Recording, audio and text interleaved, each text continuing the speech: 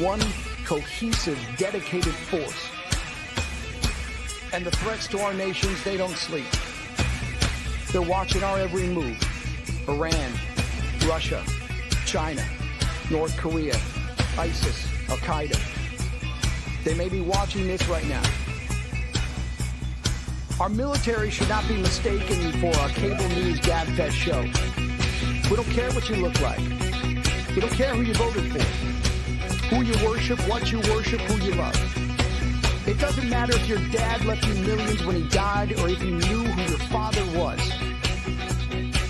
We have been honed into a machine of lethal moving parts that you would be wise to avoid if you know what's good for you. We will not be intimidated.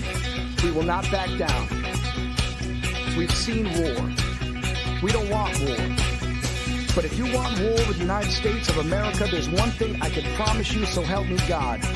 Someone else will raise your sons and daughters.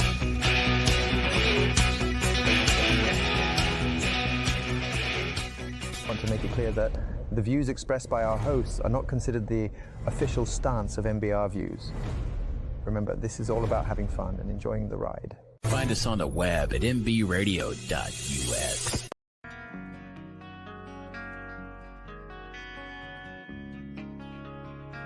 Tracer Round Podcast. A tracer round is a type of ammunition designed to help visually track the path of rounds fired. Tracers show where you need to adjust or redirect fire. Join Army veteran Sergeant First Class Terry Lynch for Tracer Rounds, the first ever podcast of its type. Whether it be military, music, sports, politics, education, relationships, or gender issues, no target is off limits or out of bounds. Are you on target? Does your fire need to be recalibrated? Whether you adjust fire or fire for effect, tune in to Tracer Rounds, where the range is always open and there are rounds going down range.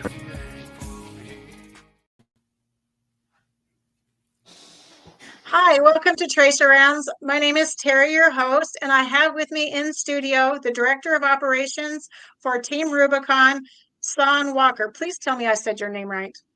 You did. Perfect, Terry. And great to be here. Yay. Well, I'm so excited to welcome Team Rubicon and to welcome Son because Team Rubicon follows a lot of what I used to do in the military. I used to be an EPLO, an Emergency Preparedness Liaison Officer, and I worked in Region 6. And Team Rubicon does disaster work in, well, all over the place. But I want to get to Son's role, but before I do that, I want to talk about his military service. He's an Army veteran, so hua to you. What? But can you tell us what your MOS was and some of the places you were assigned? I'm interested to hear a little bit about you as well. Excellent. Again, Terry, great to be here. As Terry said, I'm with Team Rubicon, the Director of Operations. Yes, so I am a retired Army veteran. I spent a little over 21 years in the military, had several MOSs, started out with Signal Quartermaster and then ended up in HR Operations. Retired as a first sergeant. Love being a first sergeant. Love being in the Army. Love being a part of a team. And again, as I transitioned out of the Army, I always wanted to still serve. And so everything, my whole pathway for the last 14 years has been around service. And again, a couple of my assignments, one of my favorite duty assignments is Fort Bragg, was at Fort Benning.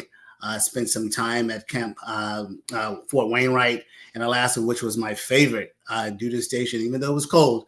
But some of my mates up there were some of the best mates. Some of the training that we did up there was just great. Spent some time at Fort Dix. Got deployed as a first sergeant in Iraq. Did some time in Haiti. Did some time in Egypt. Again, just all over, whether it was abroad, stateside. As we always do, we adapt. we get accustomed to our surroundings, and we have a good time and do the work that's in front of us. But again, after I retired, I said, hey, I was tired of wearing DCUs, BDUs, and everything that we had to wear, whether it was dirty, whether it was wet, whether it was cold. I wanted to really get into the environment where I can probably sometimes wear a regular suit. And so when I decided to retire about 14 years ago, February 1st in 2011, and I'll give my age, I was 40 years old when I retired. So right now I'm 42 years old. So just been a little funny. But I spent 21 years. And then after that, I went into in corporate America, worked with some great organizations, was there for about 3 years. Was what I loved about being in that first organization. It gave me my foothold into working in the civilian workforce and working in a corporate environment where I was doing a lot of the HR operations and managing recruiters, building initiatives around hiring veterans, initiatives around diverse recruitment, internship, college recruitment, and all those different sorts of things. And just partnering with so many different departments within that corporate environment. From there, and while I was there, this is what I did. I Googled, how can veterans still serve? And another organization came up that does great work. The mission continues, does great work. And I said, hey, I want to continue to serve. And so they were crazy. And they said, what are you talking about? You want to go just volunteer? And so I said, hey, yeah, I want to do something. And I was really making some really good money there, but I still miss that opportunity to serve. And so I did that with the Mission Continues for about 18 months. And from that, I partnered with some great nonprofit organizations. And one of those nonprofits was Habitat for Humanity International. And I did a lot of great work with them, why veterans want to continue to serve after they remove the uniform. And so I did some good working groups with Habitat for Humanity International. But after that, and I partnered with some of the big wigs with inside of International. And they offered me and said, hey, we have a job, an associate director over Veterans Bill. And that job had me really focusing on affordable housing for veterans, doing some great repairs on veterans that homes are not really up to standard, but working with some great organizations while I was doing it, where they were other nonprofits, other for-profits, or other VSOs that we were working with when I was working at Habitat International. While I was there, got a great offer to work with the Home Depot Foundation, which, as anyone know about Home Depot Foundation, they really serve veterans. And they offered me a great opportunity to work there as a manager of strategic partnerships, and which was great because one of the partners that I was continuing to manage was the Habitat International partnership, along with other nonprofits. And I say that because when I was with the Mission Continues and also with Home Depot Foundation, that's how I was able to partner with Team Rubicon. And I remember being at Home Depot for about 4 or 5 years.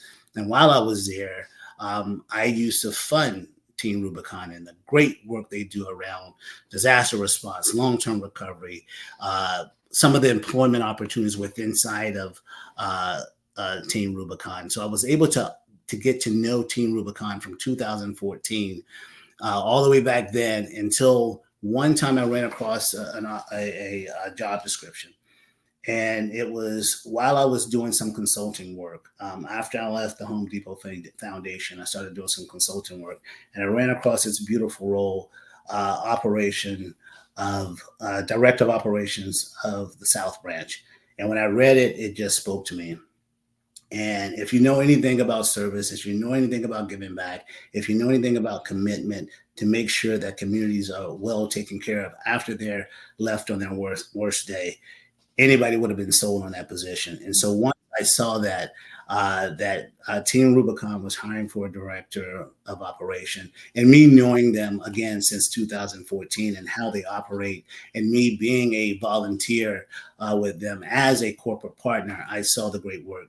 So I applied, got the role, and I've been here since 2022. So that's a little over 2 years, and loving every bit of what we do to support our communities. Probably went a little too long, Terry, but I wanted to give a bit background. No, I appreciate the whole backstory because it really speaks to why you are where you are and why you're doing what you're doing. So Yes, I definitely. appreciate that backstory and that information. Yeah. Excellent. So can you um so I was reading through all the talking points, and basically Team Rubicon has been a service organization for 14 years. Is that correct? Yes, definitely. So Team Rubicon is a veteran-led organization that serve communities globally before, during, and after disasters and humanitarian crisis. Now, we've been around since 2010. Started with 8 uh, warriors and gray shirts and kick-ass civilians in Haiti, and from that, we've been around for 14 years. We're now up to 175,000 volunteers, local volunteers from Canada to international to the domestically. We've launched over 1,200 operations responding to disasters, humanitarian crisis around the globe. The 3 things that we really focus on with Team Rubicon is, as I said before, disaster response. Now, with the disaster response, that can be recovery operations, that can be mitigation, that can be things from tornadoes, impact of tornadoes, hurricane, fires, flooding, you name it, anything around disaster response. And we also do recovery operations as well. We also have a program inside of Team Rubicon called Rebuild, really around long-term recovery. And that's really making homes more resilient for people and clients that are going to move in a home that has been destroyed by a natural disaster. We don't only rebuild that home, we make sure that it's more resilient. So if it is impacted by a flood, winds, tornadoes, hurricane, whatever that is, it'll be a little bit harder to really penetrate and destroy the home as it once did before we did that. Now, we also operate, as I said, globally. So we partner international as well. So most of our international partnerships are around investing our ability to respond internationally around medical, water, sanitation, and hygiene. So we have a really robust team, really dedicated medical professionals. And we were one of the first organizations, nonprofits that were verified and confirmed by the World Home WHO to make sure that what we did was impactful, what we did was certified, what we did was credential. So the World Health Organization made sure that we're certified in doing that. So that's a little background on where we are. Some of the things that we are currently doing right now, and I'll speak because I know, Terry, you're in Texas. So I'll talk a little bit about, when we talk about our response and what we're doing just currently in the Texas area. We are right now on the ground with about 60 gray shirts, and gray shirts is what we affectionately call our volunteers that partner with us. And so we have 2 operations or 2 projects that are going on right now in Harris County, which is Houston. And we also have an operation that is going on in Matagorda and Mauricio counties that is a little bit an hour and a half south of there. And each, like I said before, we have between 25 and 30 gray shirts in those areas. And some of the great work they're doing there is doing some expedient home repairs. And expedient home repairs is they're doing tarping, putting up, making sure that the structures of the windows are not penetratable, are not penetrated. We're doing chainsaw operations. We're doing debris removal. So if someone has a tree that prevents egress, ingress to their properties, we're able to use our SARs, our HE equipment to make sure the debris is removed. If anything has been penetrated into a home, we're making sure that we remove that home. We make sure that we work with the EMs in the local municipalities to make sure that we're able to remove and move those things to a safe environment to where they can be picked up. Another thing that we're doing, because they were hit with a lot of rain as well, so we want to make sure that we're doing tarping, and putting those tarps can prevent inside of a home from being destroyed. And if a home has been destroyed based on the rain, we also are doing muck outs. So muck outs is really cleaning up, making sure that home is spotless. It doesn't create mold. We want to make sure that the home is totally clean. So once the contractors are coming in, and we make those Team Rubicon clean. So once those contractors are there and they're ready to do their work, they're able to move in, do all the things that they have to do to make sure that home is whole. But we're there to make sure everything is good to go from our side. Awesome. Well, I think we have a comment on TikTok, and I think Riz is going to tell us what the comment is. Okay. So the comment from TikTok came from Noelle with Lady Liberty Foundation, which I'm a part of. Nice. She wants to connect with you about who knows what, but she just texted in the group thing. She wants to connect with you. If she wants to connect with me or Team Rubicon. I'm assuming either. Okay. Would work. Excellent. I think to connect with Team Rubicon, whether it's a volunteer, you can go to teamrubiconusa.org. Follow the prompts. It'll ask you, how do you want to support? How do you want to get involved? Excuse me. And so the two things you have to do to actually be a gray shirt, as I said, that's what we call our volunteers. And that's the number one thing you can be in Team Rubicon is a gray shirt. Okay. Is to do a simple internal background check that takes about 2 minutes during the application process. And you have to take a short TR 101 course. Once you're complete with that, everything goes through. You'll become eligible to become a gray shirt. But to really become an official gray shirt, you got to get out there and get that gray shirt dirty.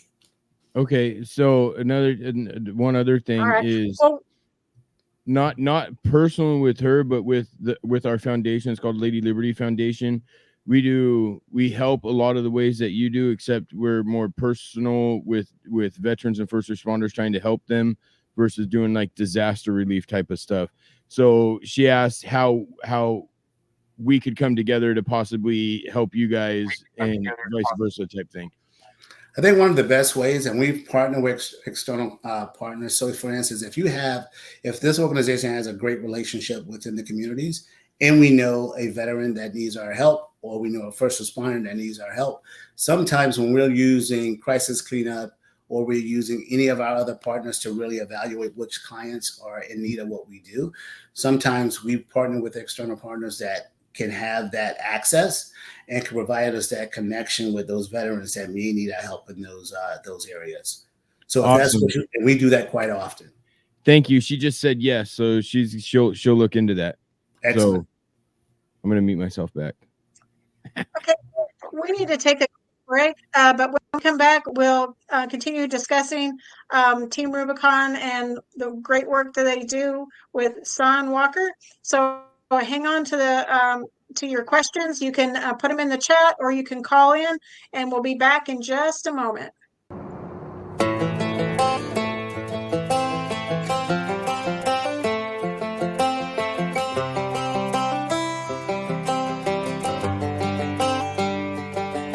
It's the guts and it's the glory, 100 stripes, 100 stories. It's the Pledge of Allegiance on the 4th of July. It's them handwritten letters from home. It's them sleepless nights alone. It's his newborn baby he left with his wife. Mr. Red, White, and Blue, lay down, here's the line. Mr. Red, White, and Blue, for these stars and stripes. Hey,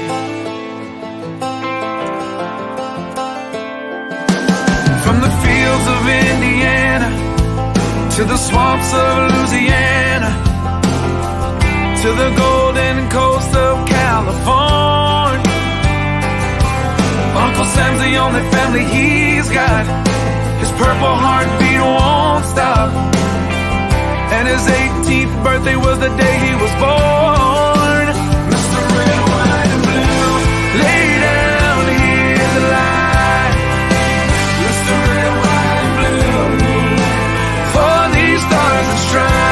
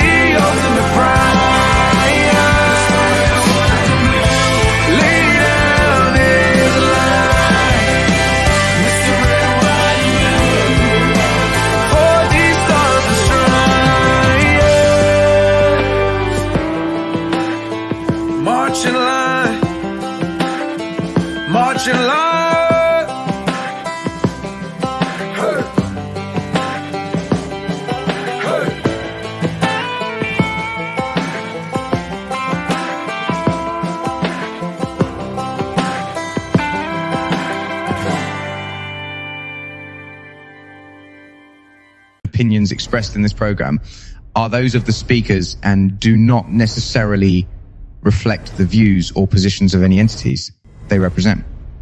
Find us on the web at mbradio.us. Hi, welcome back to Tracer Rounds on Military Broadcast Radio, where veterans are given their voice. And in the studio today, it's Team Rubicon, and we have Son Walker, who is the Director of Operations. Before we went to break, we were talking about a lot of the good work that Team Rubicon does. And we were going to talk a little bit about the different operations that you do. Yes, definitely. Yeah, I wanted to go into kind of how we structure our goals and priorities, and then I'll ease into some of our core capabilities on what we do when we're serving our community. So in 2024, and you look at it, it doesn't change too much, because really our mission and what we try to impact communities really doesn't change. But we wanted to, our 24 established priorities and goals is one of the things that I had kind of mentioned in the intro, is one of them is respond to the need. So one of the things when we talk about respond to the need, we're talking about responses, recovery, mitigation. And each one of those, when we talk about mitigation, we're talking about flood mitigation, fire mitigation. And another thing that we talk about is recovery ops. So say, for instance, we don't want to just go into a community and just respond. And we respond and we're there from a week to 4 months. As we were in Ian, we were in Ian for 4 months. But we want to also come back and do recovery operations, because there's a lot of things that we can't get to, or people are still trying to evaluate their needs. The communities, the officials are probably still evaluating their needs. So we actually go back and we also do recovery operations as well. On top of that, when we talk about continuing to serve through engagement. And so that's our second priority and goal. And when we talk about service through engagement, what we were trying to do and what we do is make sure we're doing service projects. So a lot of people associate us with, just doing disaster response, and we do a kick-ass job at doing that. But we wanted to make sure that we were also doing service projects similar to where you would see Habitat does, Salvation Army, Red Cross. And the reason why we really wanted to do that, because we wanted to make sure that we were bringing people in that when they volunteer, they're usually accustomed to doing food insecurities, building affordable housing, building dog beds, doing repairs on clients' homes. So we had strategically intentional, like we always have done this, but in 2024, we wanted to be intentional about it. So we wanted to make sure, again, we're bringing people in, they're getting accustomed to see how Team Rubicon does things that they're familiar with, get to know the gray shirts that they're volunteering with. But then when it's time to go to that Cat 1, Cat 2, or Type 1, Type 5 operation, they'll be able to come and feel comfortable with the people that they're serving with. So we really wanted to be intentional about doing engagement through service. Now, how do you get all this things done? You have to train for it. And so we have so many dynamic training opportunities inside of TR. And a lot of the trainings that we do or somewhat fall same line as some of the ICS training that FEMA offers. So from 100 to 200, 300, 700 courses, we do those. If you wanted to get an understanding on how to be a log section chief or operation section chief, all the things that are affiliated with ICS, we also provide that free of charge with inside of Team Rubicon. Now, if you want to get really dirty and get into the grind of what we really, a lot of things that we do, becoming a certified as a sawyer from a SAW 1, AS1, AS2. So we actually provide training on how do you properly use a saw to take down a big tree, a big limb, to remove debris, to make sure that you're doing it the proper way. We offer those training as well. We also offer training on how do you properly go out and do a recon of a community to let us know that the need is still there. So we offer classes on how to properly do a recon, how to properly do advons, and we also make sure that we teach our people how to do tarps. How do you do muck outs? So those are core capability kind of operations. We also provide just-in-time training. So say, for instance, we know that we're getting ready to go, and I'll use Harris County in Houston, as just an example. Say we get there and we know that we're going to have a big tarping project, and we may not have so many people on the ground that understand how to tarp.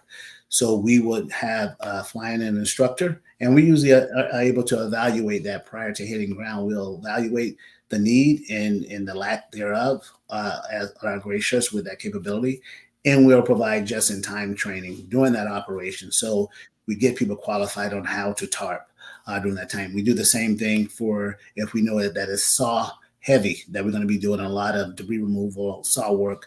We train people just in time during that operation on how to actually operate and be able to help us with removing limbs, trunks, trees, and falling, all those things. So we get that as well. Our fourth thing is making sure that we improve on standardizing what we do. So within TR, it's made up of 3 branches. As I said, I'm the director of the South Branch. We have a director of West Branch, and we have a director of the North Branch. And our 4th branch is our mission support branch, which, kind of provide and governs the policies that we go forward with. So we wanted to standardize what we do. So if I was to have a colleague that's a gray shirt in the North Branch, and they were going to do an operation with us in the South Branch, it's not too different because we standardize it and we made sure that almost what we do is similar. So you can step in, plug and play, and go forward with that. So those are our 4 goals and priorities. And within that, I did talk about our core capabilities. So you're talking about the different branches, and so you have volunteers that are only in a specific, or can they volunteer throughout the whole U.S. or international? Is there some kind of like division with states for volunteers too, or is it like you can be in any group you want to be in? Yeah, so we have, like I said before, we have over 175,000 volunteers. Usually the volunteers are located and they're usually localized. So I have I believe there's probably 50,000 volunteers within the South Branch. North Branch has their North Branch gray shirts, wow, and West Branch has theirs. But the one thing that's good about it is that a lot of times if we have a type 1, a type 2, or type 3 operation, and that's just the size of it. So if you have a Cat 5 hurricane coming in, a Cat 4, as we did with Ian, and also Adalia, those are probably going to be type 1, type 2 operations. So it's all people on deck. And so we may have people flying in. I'll give you an example and use Texas. And I hate to keep using Texas, but we got 2 active operations there. I had to fly in people from Chicago, from Kentucky, from Colorado, from Virginia. And what's great about it is that we have some great donors that provide us e-pass. We have a great partnership with Southwest that provide us e-pass. So if I have to fly in people and we can't perform the operation locally, and when we say locally, it's usually within 450 miles. It's where we really want to pull our volunteers from. And if we have to fly in our personnel to support an operation, again, we have excellent donors. We also partner with Airlink, and we had to use both. We had to use Southwest and we had to use Airlink to support the operation, the 2 operations that we're doing in Texas. So we will fly in other volunteers from other branches to support an operation if need be. So I had a question. We were talking before the show that you're going to with FEMA Region 6. So what is your relationship with the different FEMA regions, and how do you interact? Because you'd be under the umbrella of the NGOs. Is that the way you would be plugged and played, or is there another way that you'd be implemented, or your wheels would start turning, you would go wheels up for a response operation? Yeah, what is great, we have in the South Branch, we have a great partnership with Tony Robinson, the regional administrator from FEMA 6, and we have a great partnership with Region 4 as well. What we do at throughout the year, we have to build partnerships, and it's not. And I'll go back to the FEMA, but we have to make sure that we're local. We have to understand who's the EMs at the county level. We have to make sure who's the fire chiefs. We have to make sure that we're partnering with some of the government, local, state government agencies. We did so well with some of the senators and governors in Florida when we were in Ian. When we were in Oklahoma, we partnered with their EM director. So throughout the year, and this is how we color code it. So every 90 days, we have to make sure that we contact the VOAS, the EMs, because we have a color code. So if it's green, we've done it in the last 90 days. If it's amber, we haven't talked to someone in 6 months. Once it hits red, that means we haven't talked to someone in 12. So we try to stay at green or in between yellow, because key local partnership is how we're able to get speed to need as quick as possible. So if I go back to the FEMA reason, one of the great reasons why we partner with FEMA has so many contacts. When you look at FEMA Region 6, I manage 12 states. And so when you look at FEMA 6, Region 6, we partner with them with every state, excluding New Mexico, because my colleague in the West Branch manages New Mexico. But every state under Region 6, I manage that, and every region under FEMA Region 4, I manage that. So it's imperative for us for training, for access, for us to track the movement of storms, for us to understand. And I'll say this, even just to make sure we can build a partner with the Native American communities within inside of those FEMA regions. We make sure we partner with them. I'm going to be meeting with Tony and his team in August. We haven't met with them in about 2 years, but we still stay in contact with them. But I wanted to re-engage him because we've had some org changes. They've had org changes. We had some policies and processes that have changed. So I want to provide that with them because, again, the more that we collaborate, the more that we communicate, the quicker that we're able to react and get in those communities. We firmly believe being proactive so we can react. And so us building those partnerships with 4 and 6 and my other colleagues that are in the other regions, 4, 5, and 8 and all the other ones. But it's important for us to build those partnerships with FEMA 4 and 6 because, again, they've been so helpful for us because, again, some of the obstacles that we run into when we're trying to go to these different operations is billeting. We have to have billeting. And sometimes we partner with the state and sometimes we partner with FEMA. And FEMA has excellent camps that we utilize. We utilize them for Delia. We utilize their facilities for Ian. And so for us, being able to build those partnerships, we probably can get great opportunities to have good billing and lodging for our team members.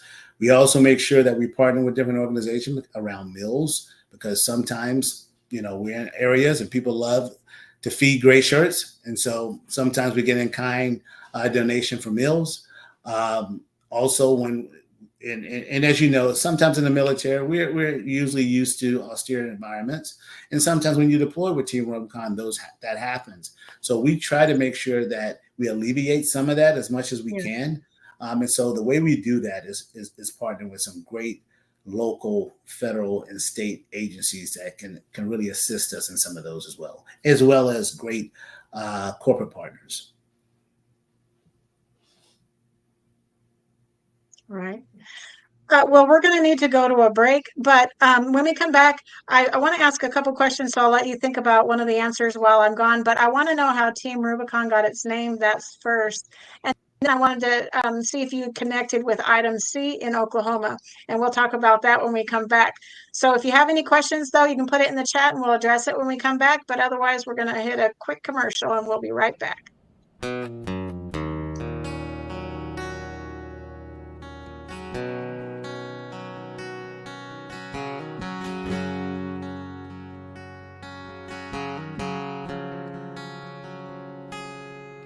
Another regular day, nobody knows. It's that time he's coming home to them from a foreign land. He pulls up, his mama cries, looks at daddy with tears in his eyes and says, nothing feels better than this. Couple of months go by and no one sees. Something just ain't right, all he wants is peace.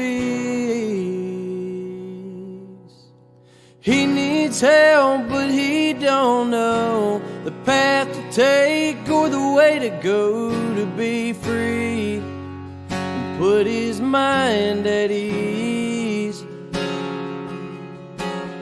We will help, 'cause we can't stand to see a soldier go to God by their own hands. We will do everything we can to make 22-0 again.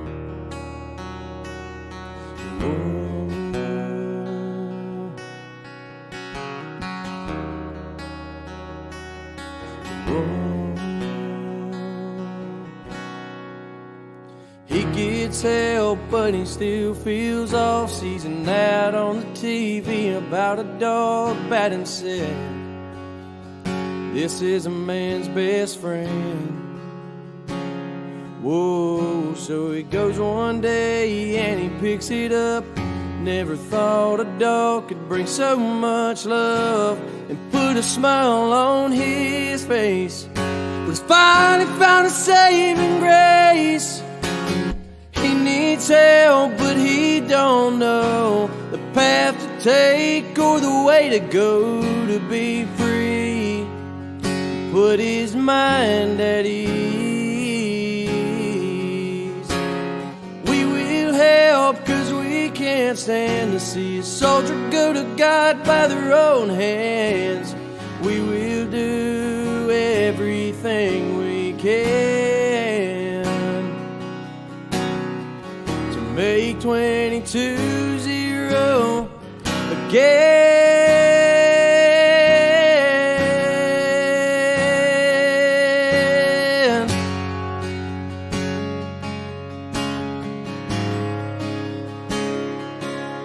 Whoa, whoa.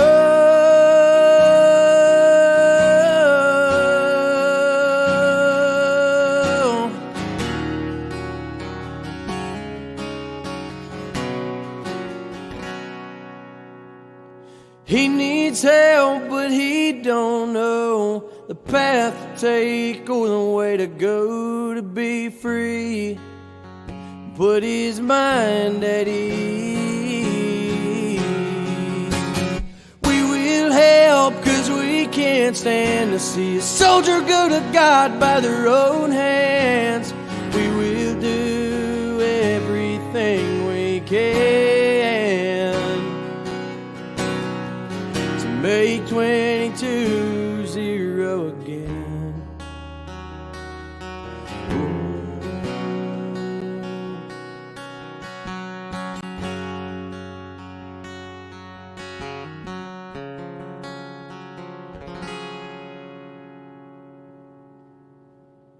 Opinions expressed in this program are those of the speakers and do not necessarily reflect the views or positions of any entities they represent.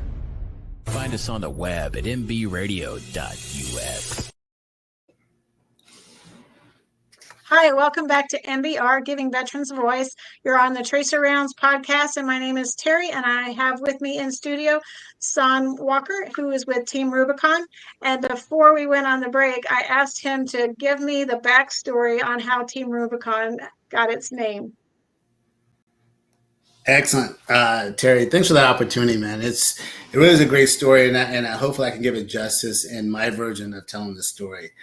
As I mentioned, Team Rubicon started with around 8 comrades, and the way we look at Team Rubicon, and if you remember, in your history books, when Caesar was, I believe it was Gaul that they were fighting against, and he came to a river, and he told his warriors that was with him that, if we cross here, is a point of no return, which is the Rubicon. And so when those 8 individuals, those 8 servant leaders they came through Dominican Republic. And when they said, hey, back in 2010, we want to make a difference and the people that were impacted in Haiti. Guys, once we cross over from Dominican Republic into Haiti, we're crossing the Rubicon. And so they were a team. And so when they came during that whole duration, once they came to the end of it, we are going to be called Team Rubicon, because they took that courage to cross into that Rubicon with not enough really resources.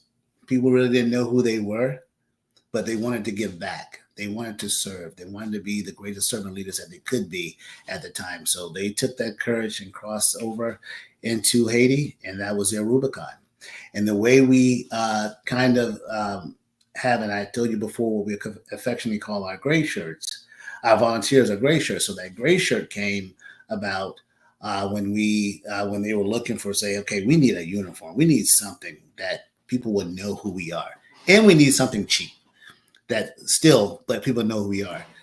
So they saw a gray shirt in one of those stores that sell gray shirts with nothing on it. And they said, hey, we're going to have this gray shirt. We're going to put this white banner across it. And this is going to be the most rewarding thing that anybody can be called within TR is a gray shirt. And so now, in order to wear that shirt, you got to be on operation. And we have that white stripe across the front, so you can put your name on there so people know that you are and you have earned that gray shirt and it's dirty. So that is the origin of Team Rubicon and how our organization obtained their name. That is an awesome story. I had no idea. I'm so glad I asked. I think that's very inspiring. It's excellent. I was also going to ask you if you've heard. No, go ahead. I want you to finish, please. No, I said when we tell that story to people, and there's a wonderful kind of voiceover that it's about 5 to 8 minutes long, and if you ever get a chance to go to our website, you got to look at that, and it actually talks and it just motivates you to want to get out there, put your gray shirt on, get out there and get sweaty, get out there and serve a community. And after you're finished, hug that person that you serve, grab hands with your fellow people that you serve with. And that's what that video, and I love it, is about. Like I said, it's about 5 to 8 minutes long. And it really kind of tells the story on how Team Rubicon came to be. Nice. Well, we just got somebody on TikTok named Cousin Larry, and he's ready to help. So can you direct him on where to go so that he can help, so he can volunteer for Team Rubicon? Yes, Cousin Larry, please go to teamrubiconusa.org. Follow the prompts. It'll ask you to press a certain button to join. And like I said before, all you have to do is do a quick background check, which is covered with by TR internal. And then you go and you take the TR 101, just give me a history about Team Rubicon. And once you complete those, you'll get contacted by your administrator. And once you see something that's out there that you want to do, whether it's a training, whether it's an op, whether it's a service project, come and join us and you'll be a gray shirt. So I have a question. So I know everybody's a volunteer, but you're not having to pay for your own expenses while you're deployed, are you? There's a per diem or something? There's some kind of offset for the people that are there working the actual disaster and responding? Yes, there's no pay. You don't pay for billets. We have a program that we provide per diem, and all of that is really on our website on how that works. Is equate to how many miles, if it's 150 miles, if it's a number of days, all of that comes into that equation. But there's no funding that someone else has to pay for to do what we do. But we do try to compensate for per diem based on the distance and based on number of days. Awesome. So I read that, but I wanted everybody else to hear that as well. But I guess Cousin Larry, which I don't know, and I need to get to know, he is the CEO of the Lady Liberty Foundation. So he's ready to engage in which way that he can. with you either partnering or maybe having some of his people volunteering. So he said, oh no, he said they have about 60 people all over the state. So I think they're ready to engage some of their people in Team Rubicon. So that's really exciting. That's I'm excellent. really thrilled to hear that. That's why I wanted to where's Cousin Larry located? Where's his organization located? So Lady Liberty Foundation is based out of Florida. Okay. That's Larry, my original home state. So I love Florida. Larry and his wife Noelle are the founders. And then me and my wife and another couple, we're all the managers and we all work together. So that's we're trying to bring foundations together. Excellent. And you mentioned Florida because, and I know Terry, I wanted to kind of mention some of the things that we do in partnership with some of our partners. So we have an excellent opportunity for veterans to partner with us. We have a partnership with GAF, and we're actually doing a trades academy to teach people how to lay roofing, to how to sell roofing products. And that's going to be happening in Tampa, Florida. And I believe it's the week of the 22nd of April is when that all kicks off. And that's just a wonder. That's part of our Trades Academy program. And again, we have a partnership with GAF. It's open to, we try to prioritize it, our veterans, our gray shirts, but it's also open to the community. And it's also, again, on Team Rubicon, USA.org. And you'll see that you just search Trades Academy, and you'll see that it's also out there on LinkedIn. If you're on LinkedIn and you type in Trades Academy, Team Rubicon GAF, that would also pop up. But that's one of the great things too that's we do. We try to step outside the box. We try to make sure that you're not going to only volunteer with Team Rubicon. You're going to gain a talent, a skill with us. We try to make sure that we have people that maybe want to go and work for the state, want to work in emergency management. And so we make sure we provide those training. We may have people that want to create an environment where they can go out and work with an organization that understands how to do debris removal.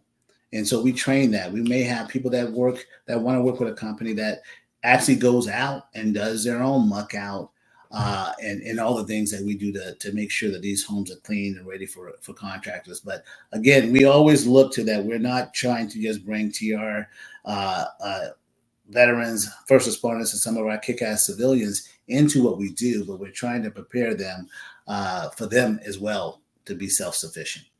I can promise you one of us will be reaching out about this foundation on TikTok. They're having their own conversation about this. Larry said he has a bit of expertise in this side and business side. And then Noelle said, are we talking similar to FEMA's online training or more hands-on? So that was a question. It's both. We have online training and we have in-person training. And we have training for our command and general staff training as well. And so most of our training is a combination. We have online training and we also have in-person. And we have a good partnership where we've also worked with FEMA to allow us to join them in some of their training as well. Okay. And excuse me, that was not Noelle that said that. That was Old Bean. He's a gentleman on TikTok watching. Okay. Excellent. That's great. I love the engagement. Nice.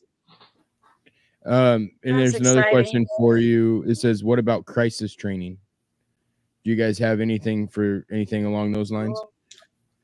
Not particularly. I think the most of our crisis type training, it depends on if we're talking about you have active shooter training and all those types of things. We don't really do that.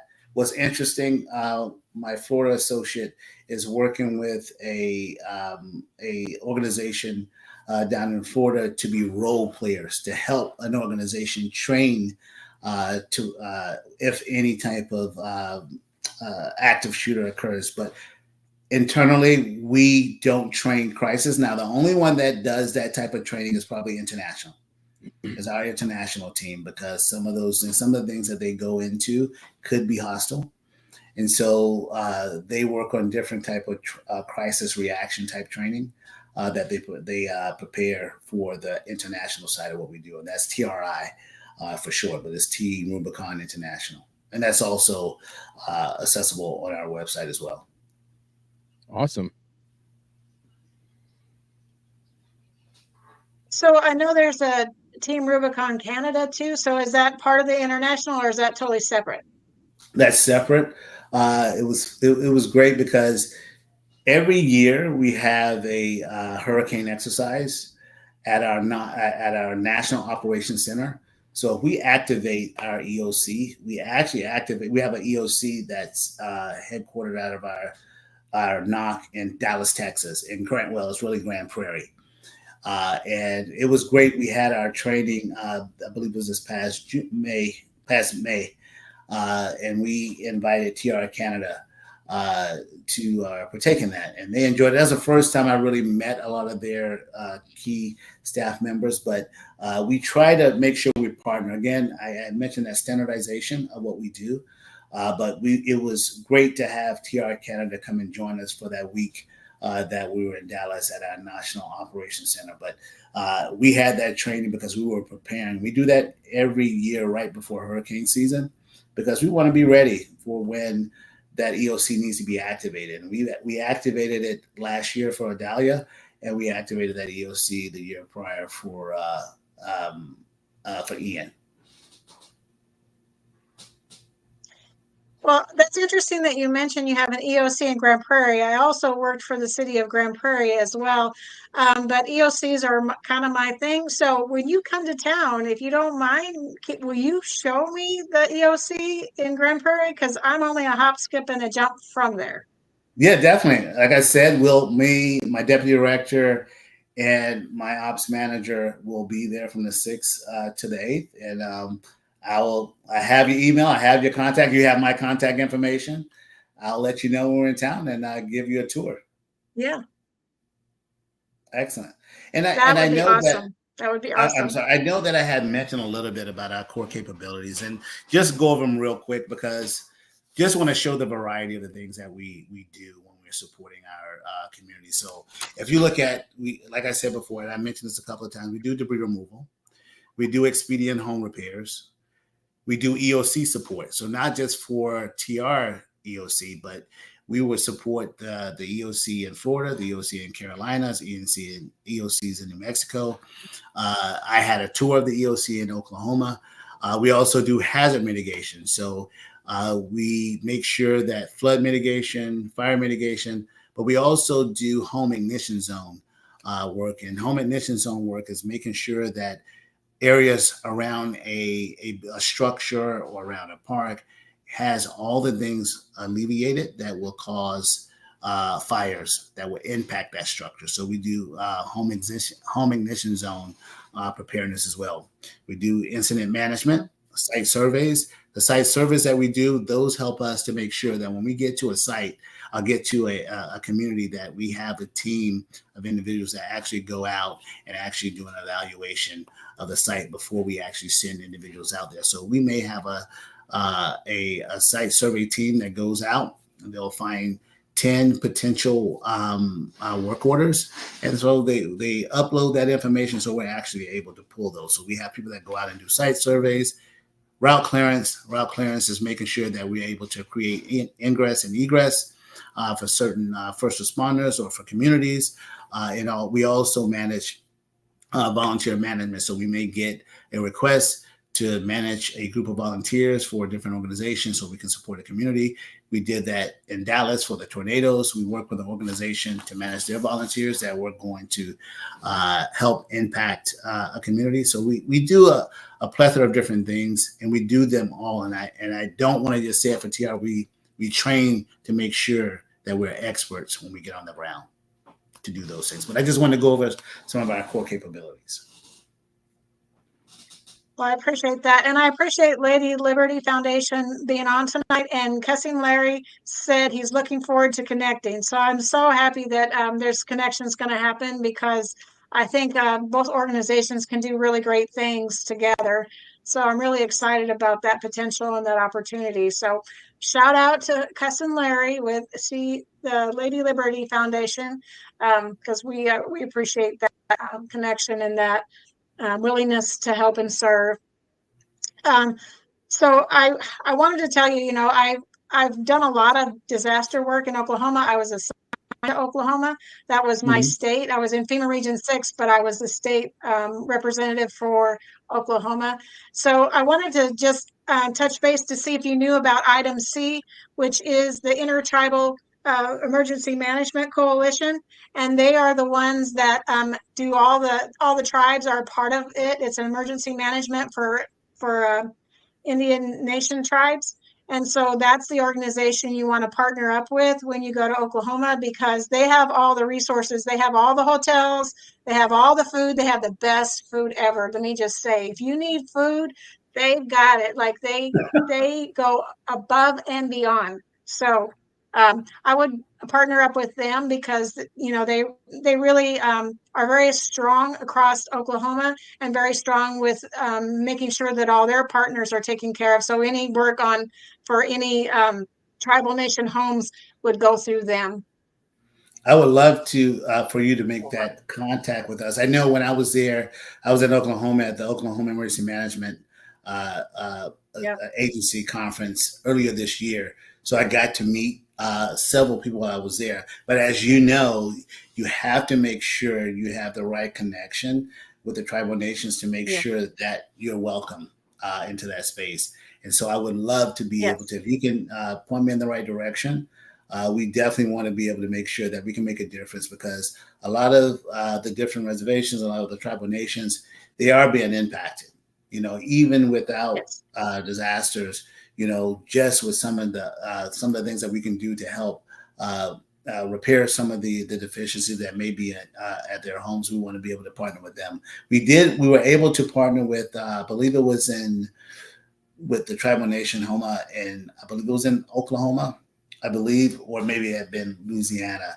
But one of the key things that we're going to discuss with Tony Robinson and his team is how can we really get into the tribal nations and make a difference from our perspective, and be a partner and doing the things in their community. So that's one of the things that I'm passionate about prior to coming to Team Rubicon. But I want us to be able to partner with those tribal nations to make a difference. Yeah, I'll see what I can do. I'll connect back with some of my former emergency management folks. They still are at it, still doing the work in Oklahoma. So I'll reach out to them because it's been a couple of years since I've been to a tribal summit, because they usually have those annually, and it's usually at one of the casinos in Oklahoma. So I will see. I didn't see the announcement for 2024, so it's possible they're still going to meet. So I'll find out for you and I'll let you know. But we only have a few minutes left, so I wanted you to just go ahead and tell people how to donate if they want to donate to Team Rubicon. I know you have a couple of options there. And then again, how they partner and become a gray shirt, or if they're a civilian, how they become one of the kick-ass civilians that you have. Excellent. Thanks, Terry. So real quick, to donate, please visit Team Rubicon USA /give, or use our text to give program. Text the word Rubicon to 2022 to donate $10 to Team Rubicon. Text the word team to 20222 to donate $25 to Team Rubicon. You can also sign up as a volunteer to deploy during any local operation or any training that we have, any service project. You're welcome to join us. It's a great team. If you want to continue to serve and you want to be a great servant leader, we have that in throws here. And would love to be able to partner with anyone on this call, like anyone that can hear our voices about Team Rubicon. So I'm looking forward to seeing some of the people that were on this call as we work alongside each other to make a difference in these communities. Well, thank you so much for coming on the show. I am super excited to have Team Rubicon and have Sean Walker here in studio with me. And so we look forward to seeing how big your volunteer list goes from this, because we're super excited about the work you do. So thank you so much for being here. Excellent. Thank you, Tracy, for providing. Terry. God, thank you, Terry, for being gracious with your time. And I truly appreciate you inviting Team Rubicon here and myself to tell our story and what we do. Thank you. And so till next time, this is Tracy Round signing off. That's the show for today, everyone. Thanks for listening. We'll be back next week with an all-new show. And remember, you can listen to us again and again. The podcast of this radio show is available right after we go off the air tonight, anywhere that you can get your podcast episodes. And thanks for joining us today. I'd like to take a moment to talk about something close to my heart. Military Broadcast Radio is doing incredible work to support our veterans and bring their voices to the world. They rely on your generous donations and your dedicated volunteer hours to make it happen. I encourage you to consider supporting NBR in any way, form that you can. Use this QR code that's attached to the picture, or you can go to our website at mbradio.us. That's MikeBravoRadio.us to learn more about how you can donate or volunteer even just an hour a week from your home. Help make a difference in the lives of our veterans, because once again, we're all here for you and not for us. We're giving our veterans a voice.